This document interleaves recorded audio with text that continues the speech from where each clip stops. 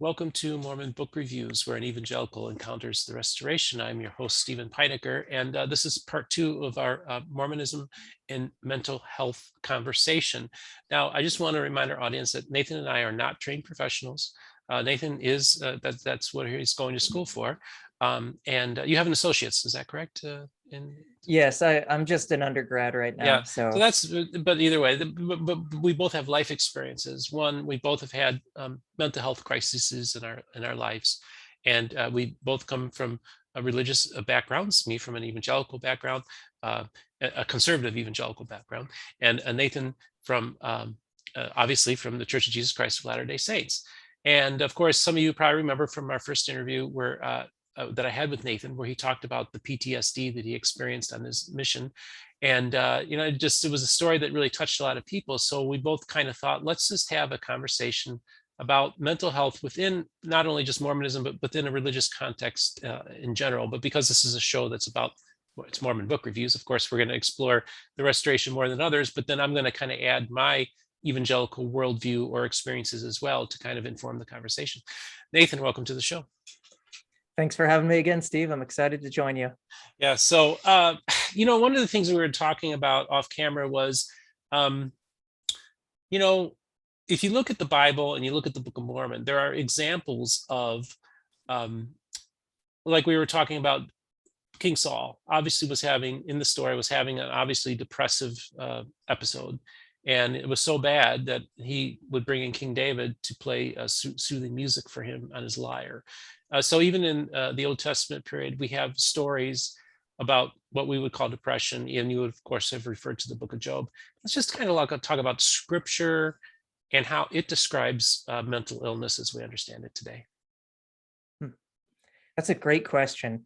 I think it's such a brilliant illustration too, because in our last discussion, I briefly mentioned that this goes as far back as Sumerian medical texts from ancient Mesopotamia, thousands of years ago. That the question of mental illness, or even just our mental states and our moods in general, is certainly not new, and so it shouldn't surprise us too much to find it discussed in Scripture, as you mentioned with your example there. I think that it's certainly something that's occupied people's attention. I'm so sorry, I'm drawing a blank. Oh, that's okay. No, but it's interesting because let's actually bring this into the Book of Mormon, because you gave me an example of with Alma, an interesting experience that he has. Maybe talk a little bit about that. Yeah, okay. Yes. So with Alma, he has, as those who are familiar with the Book of Mormon know, Alma the Younger has a very pivotal conversion experience, as we often talk about it, where he and the sons of Mosiah are going about making trouble for the church and for the Nephites in general. And they encounter an angel that's sent from God. And the result ends up being that Alma ends up going into this almost comatose state after encountering this angel. And he has this experience within that state that after he comes out of it, he finds himself converted to Christ and sharing some fairly, expected statements like, I've been born of God, I've been forgiven of my sins, a lot of kingdom of God language and the like. And it's interesting because I think there's a lot of overlooked details of that story. For instance, again, we usually in the LDS Church, at least, conceptualize it as a conversion experience, but I think there's a lot of psychological sophistication to that story that goes overlooked. For instance, Joseph Spencer points this out in his book and Other Testament, that the angel is often assumed to put Alma in his comatose state that he's in for several days, in fact. But the text never actually says that the angel itself puts Alma into this state. In fact, it seems to imply, according to Spencer, that Alma himself descends into this state. And I think it's a fascinating moment because Alma essentially turns off all external sensory data and just falls into himself and sees what's there. He goes into a state of introspection. And what he finds is this set of self-loathing memories. It's interesting because on the surface, Alma is essentially this sort of gleeful rationalist. He's kind of the hero of reason. He's the beloved Reddit atheist who is here to rescue you from your delusional religion. And then he flees into himself, and what you find is a lot of self-hatred. And it's interesting because these aren't all of Alma's memories, but these are the memories that Alma has of self-hatred. And when you look at a writer like or a psychoanalyst, I should say, like Jacques Lacan from France, he talks a lot about how memory is we're never fully recalling every memory that we have on command. In fact, a lot of our memory is selected by how we think about ourselves in the present. And so Alma seems to think of himself in a very self-loathing way, and so that's the memories that he gets. And instead, what he ends up remembering almost at random is a memory of his father preaching about Christ. And so suddenly there's this moment of illumination that Alma has. This, I guess, would be his conversion experience, where he remembers his father giving a sermon about Christ who would come and, bear the pains and the sicknesses of the people. And what's interesting is that Alma, rather than being cleansed or even necessarily forgiven for immoral actions, instead what happens is he experiences this exceptional illuminating light.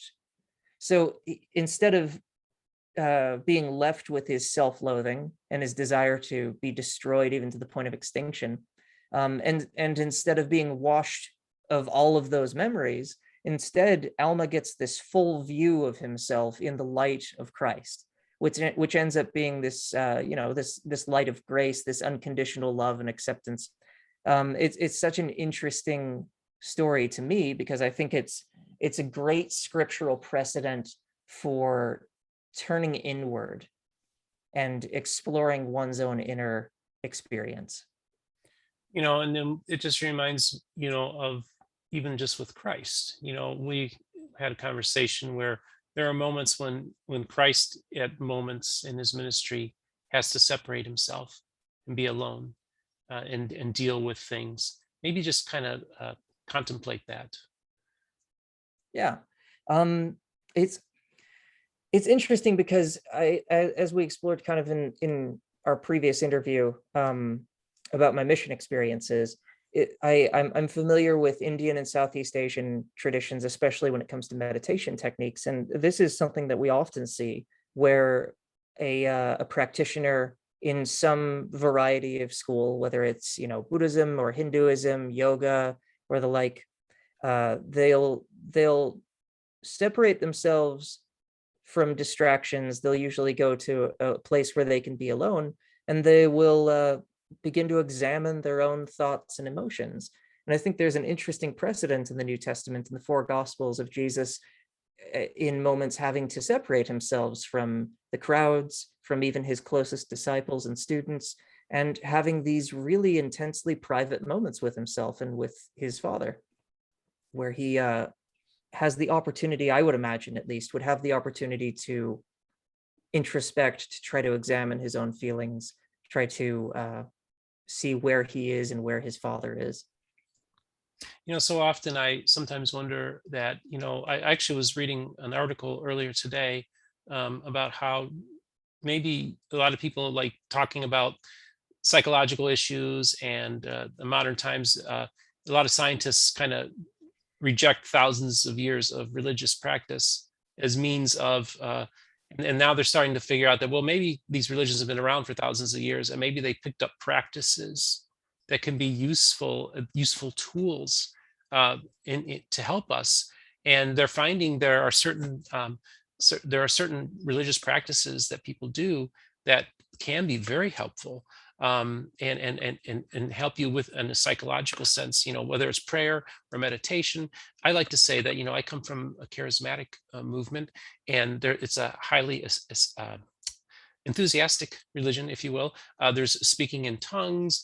There's a dynamic aspect to praise and worship, but there's also a dynamism that is involved in one's personal prayer life, where many people are often speaking in tongues in private, which I think sometimes, like these practices that scientists haven't really been paying a whole lot of attention to, can bring a lot of purpose to people, and bring wholeness into their life, and actually help their well-being. So maybe we could talk a little bit about just how we can integrate spiritual practices, as maybe even within a Christian context, that we could maybe embrace these ideas and use them. And when we look at the Book of Mormon, it's a very it's often cases of people having these powerful moments in their lives, transforming moments, that also happen, and that perhaps me being charismatic, and then also the restorationist movement, there's an anticipation that if one is trying to seek out a divine relationship with the Father, but also and have these divine experiences, that there's something that we can actually plug into and be able to integrate into our lives that maybe some other Christian groups maybe can't. That's a mouthful, but I think that's a great I think that's a great question too. It's interesting because I think in discussing spiritual techniques and practices, I'm actually reminded of a conversation that happens a lot in the believe it or not, in the video game industry. There's an experience that they talk a lot about called ludonarrative dissonance. And ludo means like play, and dissonance means like a disconnect between two things. So ludonarrative dissonance is a problem that video game developers will run into when the narrative of their game doesn't really connect with the gameplay itself, so the way it actually engages the player. And I think that there's actually, it's interesting because I think that's actually very closely analogous to something that I think religion will often struggle with, which is how do we make the narratives that we speak about, and how do we make the principles that we speak about real in the lives of people? So for instance, I shared a fairly detailed reading of Alma the Younger's conversion experience, but in a sense, that's really only a narrative that I can give you. It doesn't necessarily give you anything you can do with it. And so I think that there have been a number of really fascinating spiritual practices that have helped to bridge the gap between narrative and spiritual experience. So for myself personally, something that I benefited tremendously from was finding meditation. And just as a note, mindfulness, for instance, is a very popular form of meditation here in the West. It's actually not the only form of meditation in the East. There's all kinds of focusing techniques and the like, and the focus is essentially on giving your mind exercises that it can do, similar to like going to the gym and exercising your body in very particular ways. You're exercising your mind in particular ways so that when stressful experiences occur or certain triggers in your environment occur, that you find yourself more capable of responding to those rather than simply being dragged by them. So in the Christian tradition, for instance, I think of centering prayer, which is a very popular practice among, especially within Catholics, but it's within Catholicism, within the Cistercian order. It's a very focused form of prayer that's actually, in my opinion, actually quite close to mantra practices and the like. Basically, a manner of calming your mind to the point that you, in the case of centering prayer, to the point that you can have a clearer communion with God. I think that that prayer in general, though, and the experiences that you described as well, such as speaking in tongues in public and in private, I think these can be tools that can help us to train ourselves mentally and emotionally, or at the very least to condition ourselves mentally and emotionally to be able to handle the emotional and mental demands of our day-to-day lives a little more readily. Yeah, it's, it just, one of the reasons I wanted to have this conversation with you is that I alluded to in our first conversation about how maybe we weren't given all the tools to deal with the world that we're living in. But in one sense, we do have those tools at our disposal that is within our faith traditions.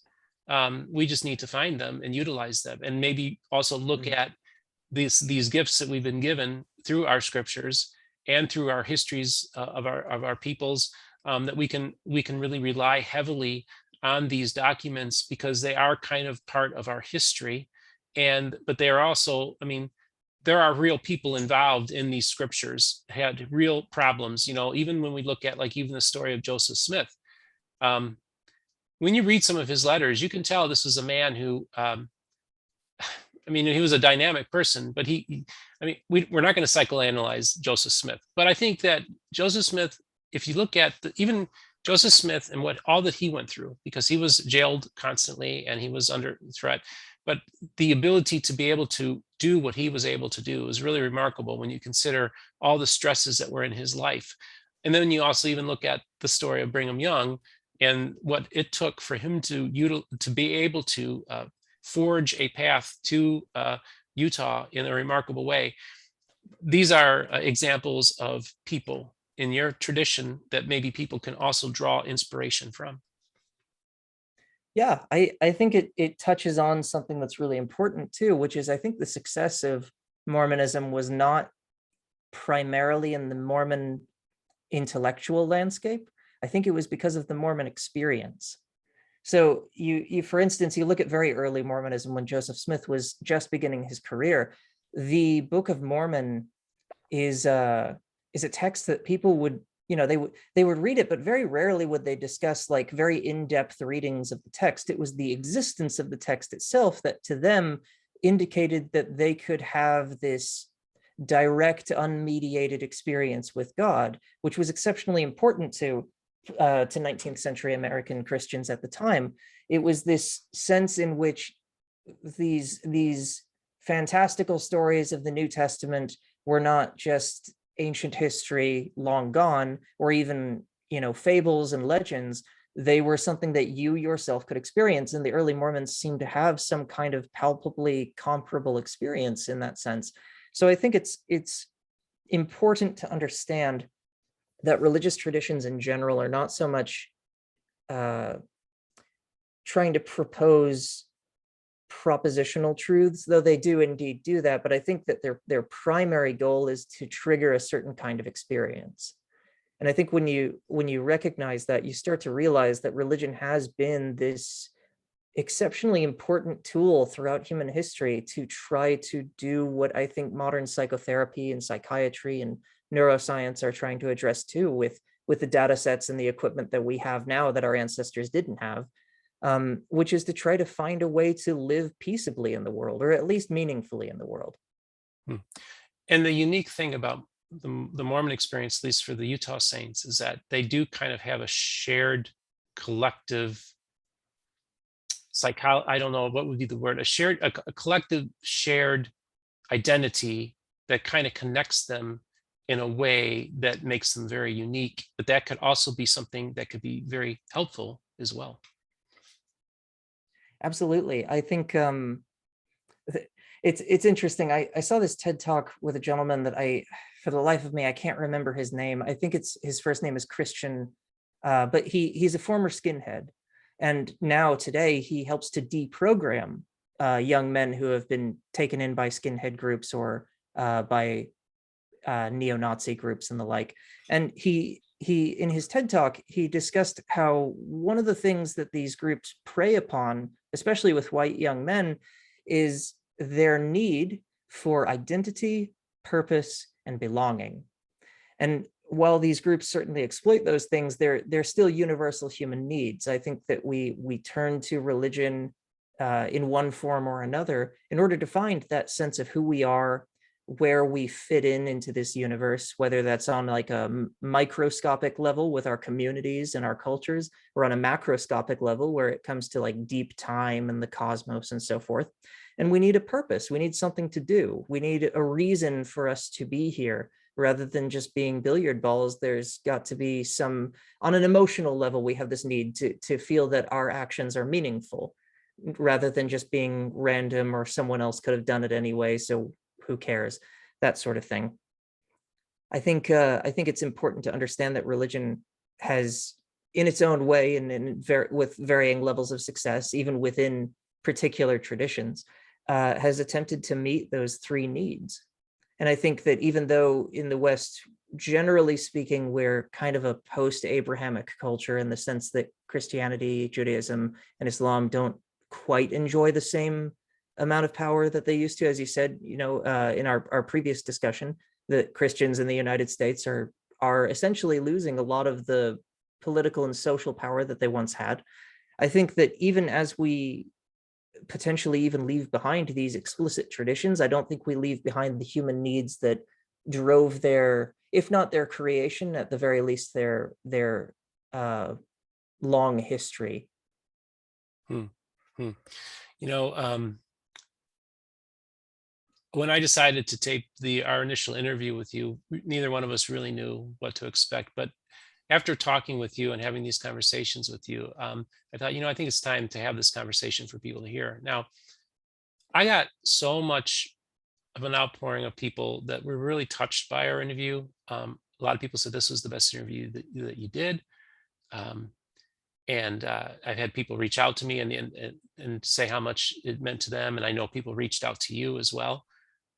Maybe just talk a little bit about your experience of just being this dude that is a friend of mine, and we just met on Facebook, and we just started converting, having a conversation with each other, and then it led to us having this interview. But more importantly, just speak to maybe some of the responses and conversations you've had with people, and just give us a little feedback on how all that's gone for you. Yeah, absolutely. I think something that really intrigued me about when I first encountered your project is that I felt almost immediately that it had the potential to discuss things that our typical podcasts and other venues and organizations within LDS culture or anything Mormon adjacent really can't. So it's I saw you as kind of a boundary crosser in a good way. And I felt that a lot of my experiences as a missionary crossed a lot of boundaries. They weren't these, they weren't the worst experiences that I possibly could have had. I mean, some missionaries return home permanently disabled. They, they experience profound, even physical abuse at times. And this isn't the universal experience by any means, but some people experience some terrible, terrible things that make my experiences pale in comparison. And on the other end, some people experience these tremendously positive missions that, as you might imagine, Latter-day Saints love to foreground. So what we have are these sort of extremes here. And I felt like if your story wasn't, my mission president told me I'm going to be his next plural wife, or that my mission president helped marry me and my wife because he had such a profound effect on my life, that you don't tell your story. And to me, I knew of a lot of young people, especially young men, who had experiences that were like mine, that weren't extremes, but they were enough to start really raising questions that just went completely undiscussed. They existed in this space where we just didn't talk about it. So to me, I wanted to be able to share my story because I knew that it wasn't a story that was often discussed, whether that's over the pulpit or over anyone's favorite podcasts. And I thought this was a fantastic venue to be able to discuss that with someone who's removed enough from the situation, but close enough to the situation that you can simultaneously understand, but also see past, I think, a lot of the blind spots that people like myself who were born and raised in this tradition might still have. And just tell me a little bit, even just off camera, conversations you had with people that maybe other missionaries that maybe related other experiences, or what kind of responses were you getting from people, just in general? I knew this one person. I used to live in Provo for a little bit, about a little over a year. And he was one of the people that I had spoken to about his own mission experiences. He had experienced a lot of health problems. He had issues with his GI system, and he was essentially told by his mission president that the reason he was having these problems was because he didn't have enough faith, that he wasn't trusting in the Lord enough to make him well and to help him through his mission, despite essentially vomiting every day, Mm. just like not being able to keep meals down or anything like that. It was terrible. And he told me in private about these just absolute shouting matches he would get into with his mission president, who was so insistent that if he would just trust essentially the church, but on a theological level, trust in the Lord, that despite your struggles, you will do just fine. And it's kind of what I was getting at when I mentioned in our interview about my mission that everyone's sorry to hear this, but very few people understand. And I felt like this was a young man who really understood. And he opened up to me kind of hesitantly, because again, it was a story that sort of falls outside of the narrative that it's either your best 2 years or it's your absolute worst 2 years. It's either proof that the church is good and God is at the helm, or it's proof that the church is the worst possible thing that ever happened and the devil himself might as well be running the place. And I when I opened up about my own experiences back in 2018 for the first time, this person messaged me saying like, hey, I read this. I really loved this. Thank you. And it was that feeling of being able to tell other people's stories by telling my own story, other people's stories that went completely untold, that really was the spirit that I took with me going into our interview. And I ended up getting a lot of similarly positive responses after our interview from folks that I've never met before, but people who have had connections to missionaries who had experiences similar to those that I had, or to the young man that I just mentioned, or who themselves had those experiences. And they either felt like they were finally being heard, or that they were finally understanding. And that was an incredible experience for me personally, because I knew that I was doing my, it's hard to express, but I think that people have duties in their life. And I think that those duties are largely determined by circumstances that they don't choose. And I didn't choose to have the kind of mission that I had, but I did. And I think that that led to a duty to have to talk about it, to share it with other people. And our interview, I think, was probably the most succinct and yet honest and open way I've expressed that. And I was so pleased to just receive so much positive feedback from people for it. It really was a privilege having that interview with you, because it told me there were a few things that happened beforehand, but I realized my channel was going to be more than just a book review channel. But it's actually kind of interesting. A lot of people have reached out to me about their plights, if you will, and I've kind of spiritually counseled people. Again, I'm not, in one sense, I'm not qualified, but except for life experiences. I have a very prominent author, well-known scholar, who wants to sit down and do a one-on-one interview with me and talk about his spiritual journey. And he said, I don't want to tell you beforehand, but I want to tell it to you because I believe in what you're doing with your channel. In other words, there's a story that maybe wouldn't be told unless this endeavor was going on. And that's really, it humbles me, and it's a real privilege to have that access to people who feel that they can come to me and have these conversations.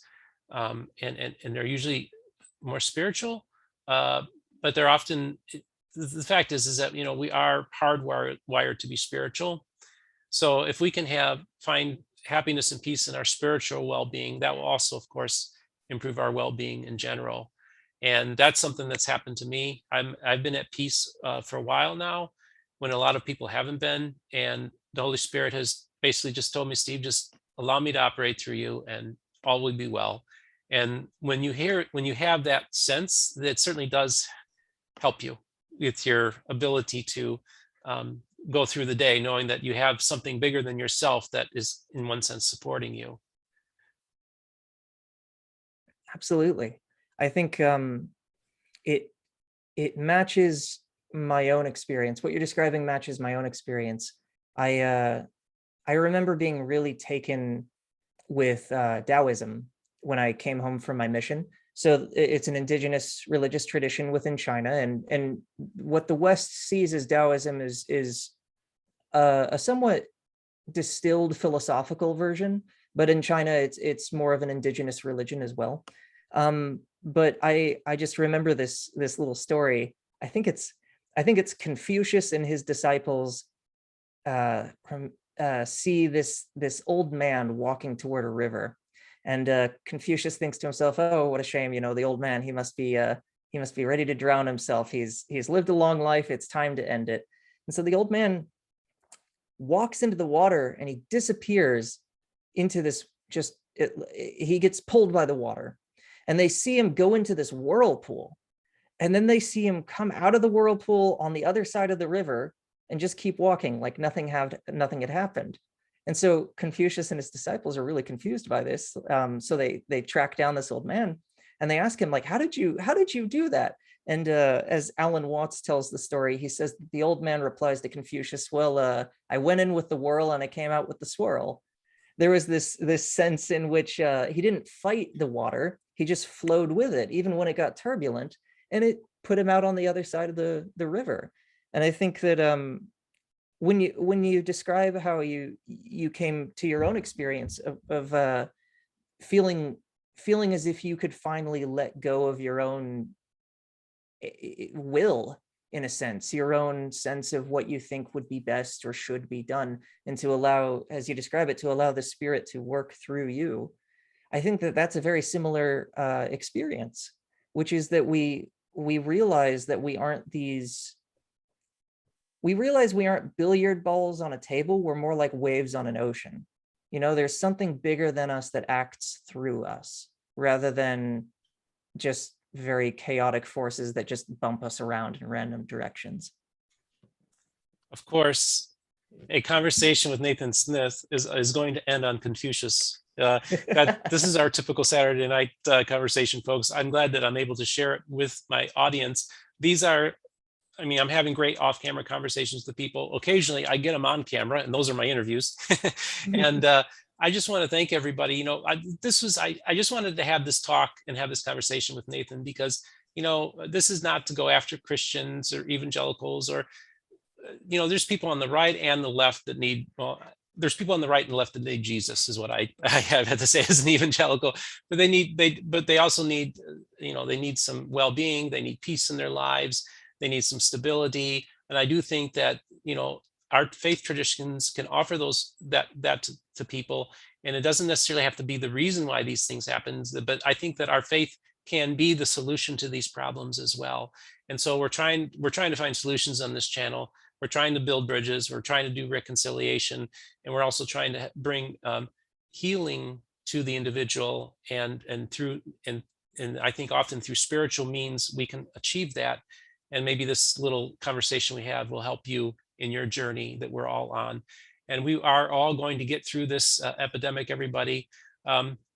Just be at peace and know that we will get better. This situation will get better, and we will get through this together. Nathan, thank you so much for coming onto the program.